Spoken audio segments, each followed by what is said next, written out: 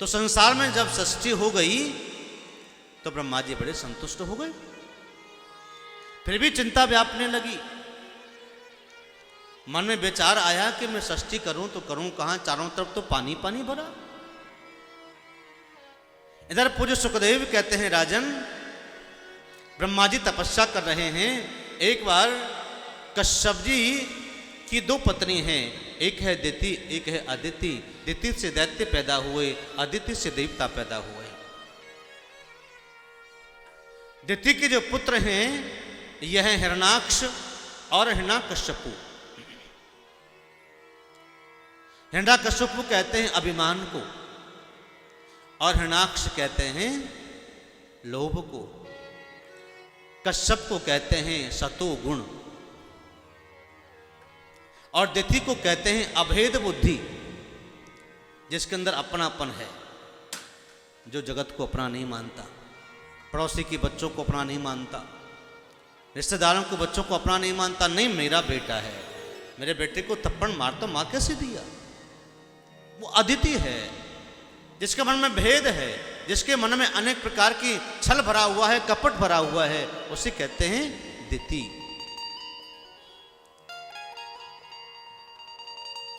दिति ने अपने पति के साथ संध्या काल में समागम किया। उसका परिणाम ये हुआ कि उसके कोक्ष से दो पुत्र हुए, राक्षस असुर। जो दिति के गर्भ से पुत्र पैदा हुए, हिरणाक्ष और हिरण्याकश्यपु, यानी ये पूर्व जन्म में भगवान श्री नारायण के द्वार की द्वारपाल थे, जिनका नाम था जय और विजय। बद्रिकाश्रम से एक बार सनकादिक ऋषि अपने पिता नारायण का दर्शन करने के लिए बैकुंठ में आए, तो जय विजय ने उनको रोक लिया, चारों सनकादिक ऋषियों को, कि ठहरिए, आप अंदर नहीं जा सकते। अभी हमारे प्रभु शयन अवस्था में हैं, अभी वो सो रहे हैं, हमें आदेश नहीं है कोई अंदर घुसे। सनकादिक ऋषियों ने कहा, अरे हमारा ही घर, हमारे पिता, हमारी माता, और तुम हमें ही जाने से रोक रहे हो। जब नहीं माने तो सनकादिक ऋषियों को भी क्रोध आ गया।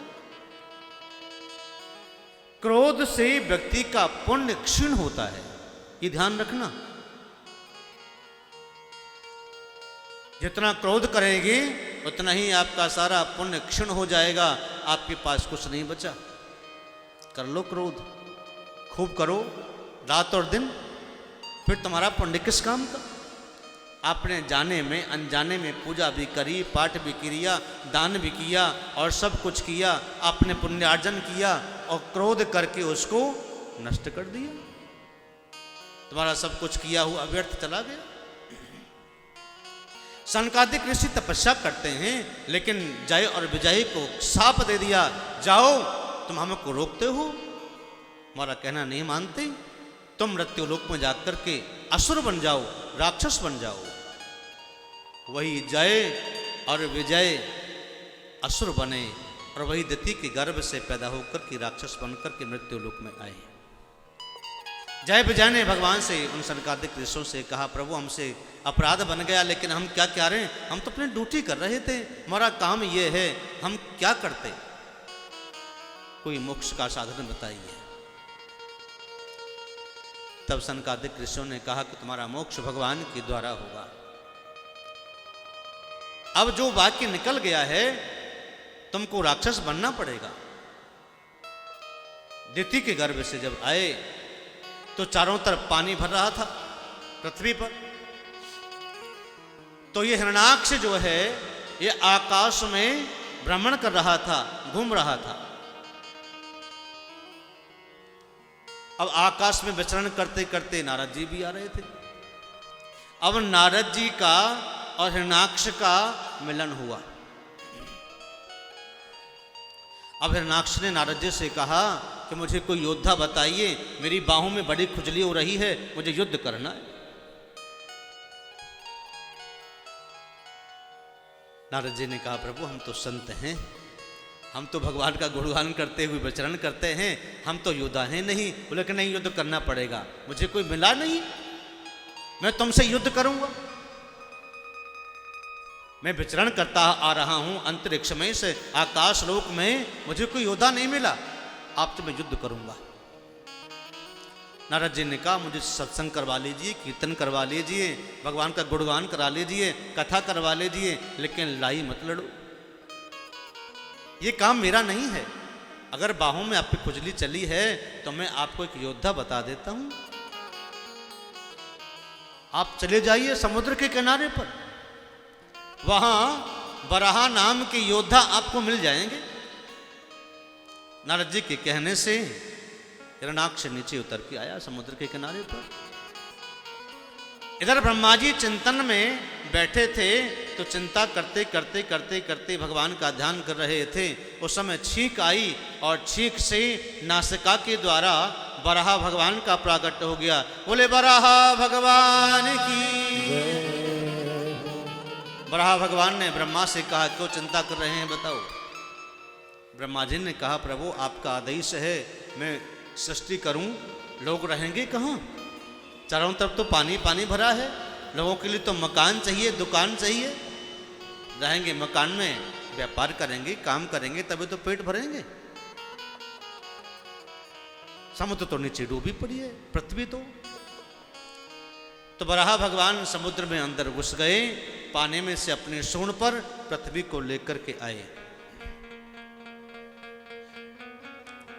इधर बराहा भगवान जब आ रहे थे पृथ्वी को लेकर के सूंड पर अपनी, तो उस समय हिरणाक्ष पहुंच गया, बार बार बार बार छेड़ने लगा। भगवान ने सोचा कि कोई ऐसा ही होगा, एरा गेरा छोड़ो, क्या चक्कर है। रोड पर निकलते हुए लोग कई प्रकार के मिल जाते हैं, बावरे टाइप के मिल जाते हैं, पागल टाइप के मिल जाते हैं, कोई शराबी मिल जाएगा, कोई कबाबी मिल जाएगा। भगवान ने सोचा कोई ऐसा ही होगा, चलो छोड़ो, कोई बात नहीं। लेकिन भगवान को अनेक प्रकार के गालियां देने लगा, अपशब्द कहने लगा, तो भगवान के चक्र से रहा नहीं गया। चक्र आया और उसका काम तमाम कर दिया, हिरणाक्ष मारा गया। एक शब्द कहकर के पुकारा बराहा भगवान को, ग्राम सिंहा। ग्राम सिंहा का अर्थ होता है सुअर, सुकर। बराहा माने भी सुकर होता है और ग्राम सिंहा का भी अर्थ सुकर ही होता है। जब मर गया हिरणाक्ष, मारने के बाद भगवान पृथ्वी को लेकर के जब जा रहे तो पृथ्वी को भी बड़ी व्याकुलता हो गई। पृथ्वी विचार करने लगी, देखो मैं कितनी महत्वपूर्ण हूं कि मेरे बिना नारायण का काम नहीं चला, नारायण को खुद को मुझे लेने के लिए आना पड़ा। तो भगवान तो समझ गए, तो बराहा भगवान सीधे वृंदावन धाम लेकर के गए। जब वृंदावन धाम पहुंचे तो वहां हरी हरी घास देखी, मोर नाच रहे थे, पपीहा बोल रहे थे, यमुना का किनारा था और हरे भरे लता पता और वृक्ष आदि थे। पृथ्वी को देखकर के बड़ा आश्चर्य हुआ। पृथ्वी ने सोचा कि मैं तो भगवान के सूंड पर बैठी हूं, तो ये भगवान का ये घर, ये वृंदावन धाम कैसे बसा है, कैसे बस गया। चिड़िया बोल रही है, मैना बोल रही है, तोते बोल रहे हैं और यमुना का किनारा कलकल निनादनी गंगा, यमुना भी बह रही है। ये सुंदर वातावरण है, चारों ओर बड़ी सुंदर हरियाली है, ये कैसे हो गया। पृथ्वी देवी ने कहा, गोविंद मैं तो आपकी सूंड पर बैठी हूं, तो आपका ये वृंदावन धाम कहां बसा है, कैसे बस गया। भगवान ने कहा, देवी तुमको तो यही अभिमान था ना, और सच पूछो तो यही है कि तुम्हारे अभिमान को मारने के लिए, तुम्हें शिक्षा देने के लिए मैंने अपने धाम वृंदावन में तुम्हारा प्रवेश किया है, ताकि तुमको ज्ञात हो जाए कि तुम्हारे बिना भी मेरा घर तो बन ही सकता है और तुम्हारे बिना सब कुछ हो सकता है। मिथ्या अभिमान किस काम का? और मेरा घर वृंदावन का ये हमेशा है, हमेशा रहेगा। सब कुछ सब जगह का प्रलय हो सकता है, पूरी दुनिया डूब सकती है, लेकिन मेरा धाम वृंदावन निज धाम है, ये कभी डूब नहीं सकता। ये प्रलय से भी बच जाएगा। भगवान का निज धाम है वृंदावन धाम। तो पृथ्वी देवी ने कहा, प्रभु मुझे तो बड़ा अच्छा लग रहा है वृंदावन धाम, आप मुझे रहने की अनुमति प्रदान कर दीजिए, एक छोटा सा कोना मुझे भी दे दो, मुझे नीको लग रहे हो है वृंदावन। मीराबाई चारों तरफ घूम घर के आई और आकर के मीरा को जो पसंद जगह आई जिसका नाम है वृंदावन धाम। वृंदावन धाम में आज भी मीरा कुंड है, मीरा स्थान है, जहां मीरा ने भगवान के लिए पाने के लिए तप किया। नीको लगेरी वृंदावन मोहि तो बड़ो नीको लगे। एक बार मीरा से पूछा था कि मीरा तो सच बता, तू प्रयाग गई, काशी गई, पुष्कर गई, कुरुक्षेत्र गई, हरिद्वार गई, कहीं तेरा मन लगा टिका? मीरा ने कहा नहीं नहीं, मेरा तो मन आकर के वृंदावन धाम में ही लगा है और कहीं नहीं लगा, जहां भगवान स्वयं निवास करते हैं। वृंदावन धाम